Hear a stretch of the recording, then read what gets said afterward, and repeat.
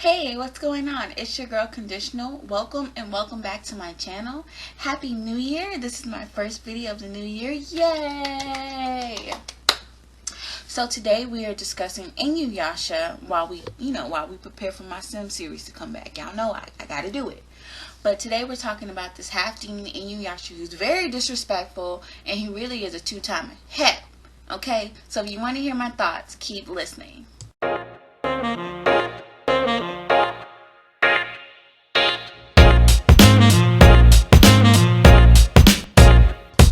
Alright, you guys, and now we fall upon the story. For those of you who haven't ever heard of Inuyasha, or you've never watched it, or maybe you remember it, I'll give you a brief synopsis of the beginning.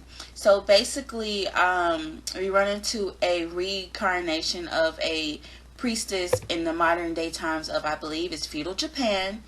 And we run into Kagome, and she's just a regular high school girl. Her family owns a shrine. And she basically falls into a well back into the feudal era in Japan. So she falls back into basically kind of like a time warp where she meets this half demon, Inuyasha. Inuyasha is a half demon. He is a total brat, and while he has his good moments, he definitely has many bad moments. Okay. So, the first thing that I kind of want to talk to you about this anime is, I watched this and I just realized that, man, I was really chaotic when I was young. I really did have an affinity towards, broken men. And I don't know why. Well, I think it was because I was more so broken myself. But I really did have a thing for fuck guys, and I was just like, oh, why do I like Inuyasha and Moroku so much? They're both fuck guys, by the way. So let's discuss a few things. I gotta pull up my notes. Bear with me. Okay, so the first thing let's talk about Inuyasha is that Kikyo really showed us who Inuyasha was. He is that type that, as soon as Kikyo was alive, he was just sniffing around her corner like, hey, Kikyo. Even though he had just told Kagome, that he loved her, or that they were at least going out and things like that. He was just him and Moroku both played the crap out of Kagome and Sango. They really did, and Kagome was just like, oh, it's okay because he loves me and I'll be with him. That's really toxic to think. And it's really toxic to accept that type of behavior. That you think, you know what? It's fine. No matter what you do, it's fine because in the end, you'll be with me. That's completely crazy. Shoot, if you ask me, she should have left him and went with Koga. Because at least Koga was very upfront about how he felt about her, and he wasn't shy in regards to showing his love either. But Inuyasha, child, please, they used to kill me. They really used to kill me. But let's talk a little bit about waiting for your soulmate to be ready. This was a big one for me. Do you know that waiting for your soulmate to be ready is entirely up to each its own? It's really up to each person if you decide to wait for someone to so-called be ready to date you. Newsflash, whoever's ready to date you is ready to date you then and now. You don't have to wait, okay? You don't have to have I have to go through all these girls before I get to you. That's somebody who really is stringing you along. And I don't really think they want to be with you per se. I really don't. I just think they're just like, oh, I'm gonna feed. It's kind of like bait. I'm gonna feed you a little bit and bait you, but I really don't want to be with you. But I really want you on this back burner because I don't want to see nobody with you. So I looked a lot as I was looking through the manga and just remembering what I read. I really do remember Sango and Kagome both waiting for Moroku and Inuyasha to be with them. They were really letting these guys Moroku was going to the freaking village banging every chick he can because of his wind tunnel. And Sango was like, oh, it's fine, but you're gonna cheat on me. That junk was crazy. It even I don't know if you remember this episode, but Sango was really worried about Miroku because he was gonna so-called cheat on her, and she literally followed him to make sure that he wasn't gonna cheat on her, which I thought was crazy. Like, if you are ducking and dodging, peeping and hiding to try to keep someone in check, you don't need to be with them. And that's just something I had to learn as an adult. Okay, alright, number 2. Toxic love stories. Oh my freaking god, what we were just discussing. Why do we love toxic love stories? I feel like it's because we're toxic ourselves. I loved Inuyasha growing up as a young girl, and I feel like I loved it because I was just toxic myself, and also too I was broken, and I didn't think I needed fixing at the time, but later on I realized how flawed my thinking was. Why are we so in love with the unattainable? Anything that you want is attainable. You have to work hard to get. Anything that you continually work for, and you're not getting, i.e. relationship, you may have to accept that it's not for you. Including that person you want. They may not be for you. I mean, you want them, you really do, but they're just not for you. So I thought that was interesting when I was going through it. Alright, let's talk about number 3. The love of disrespectful men. This all feeds into my points too, of toxic love stories and Inuyasha and Miroku being fuckboys. The love of disrespectful men has really hurt women over the years. You holding on to this toxic ass man has did nothing. It doesn't help that, oh, I have a boyfriend. It doesn't even help your status. Really, it brings it down. And truly, sorry, I'm thirsty. And truly, all it does is just make you look crazy. Even though they're the ones who are doing things, you are the one that is letting them do it.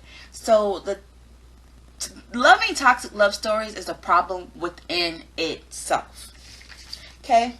And also, too, not to mention, Inuyasha was calling Kagome a bitch. Like, he called her that. He was calling Kaede old hag, which is bitch. Like, he was really going in. Like, he really was. Like, do you really want a guy who's going to call you out your name? I know she's young, but you got to think about these things right now before you get entangled into some mess. Alright, next. Number 4, be your own hero. So a lot of the times I really felt like Kagome was not using her own strength. Yes, she could see the sacred jewel shards. She could see the areas in which they were. And without Kagome, honestly, the group couldn't do anything because she was the only one who could see the shards. But Kagome kept, Inuyasha, Inuyasha. Like, I was so sick of hearing Inuyasha all the effing time. I was sick of it. I was like, Kagome, yes, Inuyasha has, like, brute strength. Duh, he's a half demon. But you got, like, you really do have a gift of your own because you're able to see the jewel shards and then you're able to wield Kikyo's bow. Like, be your own hero. Don't think that someone's going to come save you all the time. Like, I know this is an anime, but this really can be applied to real life. Don't think that someone's going to come save you. They're not, okay? They're not. Another thing, a goal dream does not equal a plan achieved. I say that because this whole time, they were like literally following, hunting Nuraku, and falling into his traps. If you know that someone is bad and you know that something is a setup, stop falling into it. And also too, just because you dream something doesn't mean you automatically achieve it. You have to work hard continuously to get to your goal. Continuously. Also too, another thing, do you guys remember this particular episode, Jinue? I believe that's the name. This really taught me so much. Again, that you cannot judge a book by its cover. Jinue was big, he looked scary, but he really did have like a soft heart and it was full of gold. He helped people even though they stoned him. Like, they were hurting him and he still helped him. So don't judge a book by its cover. Absolutely. So another point I want to make, I believe we're on our 6th or 7th point. Don't quote me. I don't know. The sibling rivalry between Inuyasha And Shishomaru, I really felt like, at first I didn't understand it. I felt like it was jealousy. Maybe Shishomaru was jealous of Inuyasha, the fact that he had the sword. But as time went on, I definitely think I was right that Shishomaru was jealous. But as time went on, I felt like he came to hone his skill. Like, he said, you know what? I have this sword, and there's a reason why I have it, and I'm going to use it to my advantage. But really, truly, it wasn't the anime who broke down Shishomaru so effortlessly for me. It truly was the manga. I always loved Shishomaru, but I was able to see way more of him. Like, I was really happy to see Shishomaru just grow and change and just be a bit softer. Just a bit softer than what he normally was. Okay, let's talk about Songo and forgiveness. I really felt like Songo was the perfect example of forgiveness. Yes, all the many times she forgave Moroku for hurting her, that BS. But also, too, she was just a sterling example of, you need to forgive, and you need to forgive quickly so that so you can heal and other people around you can try to heal too. That Songo's story really was dark. Like, good God, your brother killed your whole effing family, and instead of you trying to kill him, he tried to kill you, and before, like, you ended up saving him. Like, so many things was going on at the time. It just wrung my head to craziness, because I was like, wait, he tried to kill you, and you still want to save his life. I thought that was very strong of Songo, saying, you know what, I want you to live, even if that means I die. Like, I never ever thought about love, a love like that, a love that strong. Never. Okay. Also, too, let's talk about Shishomaru again. Let us discuss the change that we've seen when him and Rin became like friends. I don't think this is like a pedophile story. I do think that maybe possibly in the future, maybe he might marry her, because it seems like the only human that he really likes. Because, do you remember Shishomaru was hurt? He was beaten up pretty badly. I do believe it was Naraku who got to him. And he was so hurt he couldn't even move. And it was Rin bringing him food. It was Rin making sure he had water and things of that necessity. And even though he was trying to scare her away, she still would come back every day to make sure he ate, make sure he drank. And I felt like with that kindness and that love, it really did, at least it triggered something in him. I won't say it turned the dial, but I do believe it triggered really, really softer emotions, deeper, possibly love, friendship, because he was friends with Jockin, but Jockin is a male demon, and basically he was serving Shishomaru. Rin, not so much. She was a human girl who was abandoned, and he saved her life because she saved his. I thought that was really interesting to see the turn of events. And I also pondered why him and Kagura never got together. But I think that his heart was for Ren, possibly. I really felt like Kagura loved Shishomaru, but he didn't trust her. He was like, you're part of Nuraku. So if you're part of Nuraku, you and me can never be. I thought that was very, very interesting to see that Shishomaru really, I feel like Shishomaru was the best character. I'm going to have to go ahead and say it. I really do.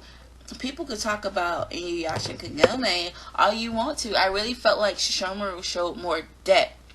than anything, and he showed the most change. Yes, Inuyasha changed a bit, like he improved on his sword techniques. Manga, I'm not talking about the anime. I didn't.